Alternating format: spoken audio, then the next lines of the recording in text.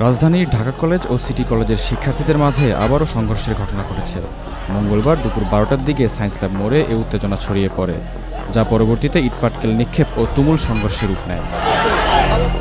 ঢাকা কলেজের শিক্ষার্থীরা জানান, গতকাল ধানমন্ডিতে ঢাকা কলেজের এক শিক্ষার্থীকে মারধর করে অজ্ঞাতনামা কয়েকজন যুবক।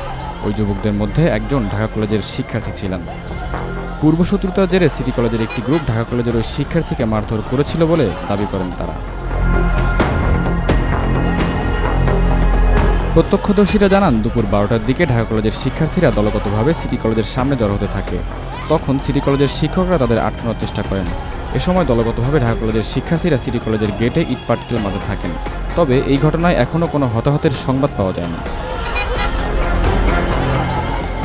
এর আগে গত 15 এপ্রিল রাজধানীর সায়েন্স ল্যাব মোড়ে ঢাকা কলেজ ও সিটি কলেজের শিক্ষার্থীদের মাঝে ধাওয়া পাল্টা ধাওয়া ও সংঘর্ষের ঘটনা ঘটে।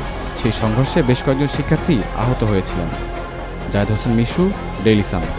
For more updates, follow us on Facebook, subscribe our YouTube channel, get the latest update on www.daily-sun.com.